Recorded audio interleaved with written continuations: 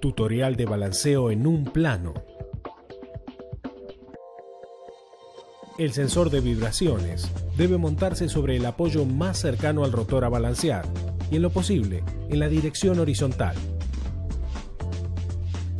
Para la correcta lectura del sensor óptico, se deberá pegar una cinta espejo provista con el kit de balanceo. Puede ser ubicada en el eje o sobre el rotor. 10 mm por 20 mm será suficiente para cualquier tipo de velocidad de rotor o eje. Hay que tener en cuenta que la cinta será la referencia para todo el proceso y para las posiciones del peso de prueba, por lo cual se aconseja que coincida con alguna posición que permita la colocación de los mismos. Luego de colocarse en posición el sensor óptico, que debe apuntar a una cinta espejo colocada sobre el rotor a una distancia de 10 centímetros a 1 metro como máximo, se ingresan los datos del equipo a balancear y el sistema permite ingresar las posiciones de corrección si esto fuera necesario. Los números de posiciones en las que se podrá agregar peso, ejemplo, números de paletas de un ventilador, permitirá el reparto de los pesos durante el proceso. La posición número 1 coincide con la posición de la cinta. Las posiciones se cuentan siempre en el sentido de giro. Si este campo queda en 0, el sistema interpretará que se puede colocar en pesos de corrección en los 360 grados. Con el motor ya en marcha, la pantalla muestra las RPM leídas por el sensor óptico. Estas aparecerán en un recuadro verde, indicando que la medida es estable. Si no fuera así, el recuadro se pintará de rojo, marcando la inestabilidad de la lectura, o de gris, si el sensor no detecta ninguna RPM. En este caso, corregir la posición del sensor óptico y presionar F3 para resetear la lectura de RPM.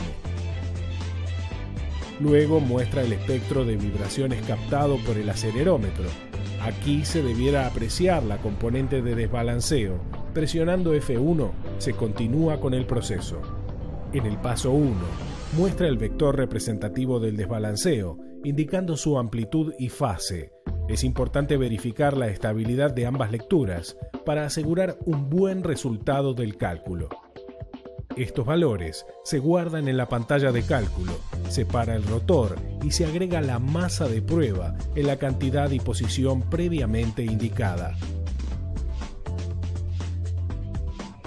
Se arranca el rotor y el paso 2 muestra la amplitud y fase ya con la masa de prueba agregada. Es deseable que estos valores difieran al menos en un 20% de los iniciales para obtener mayor precisión en el proceso. Se graban estos valores en la pantalla de cálculo y ya se puede visualizar la corrección necesaria para balancear el rotor, ya sea en una única posición exacta dentro de los 360 grados a partir de la cinta espejo y en el sentido de la rotación, o repartido en 2 palas consecutivas, teniendo en cuenta que la pala 1 coincide con la posición de la cinta y se cuentan siempre en el sentido de la rotación. El paso 3 ya muestra el efecto causado por el peso de corrección, mostrando la amplitud y fase del desbalanceo residual. Lo esperable es en este paso obtener una importante reducción del valor de amplitud de vibración.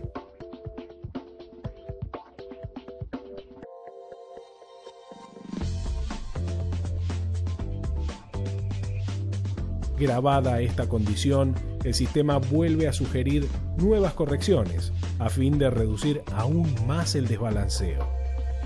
Estos pasos se pueden repetir hasta lograr el menor desbalanceo residual posible. Si se utilizan varios pesos de corrección, el sistema permite reemplazarlos por un único peso equivalente.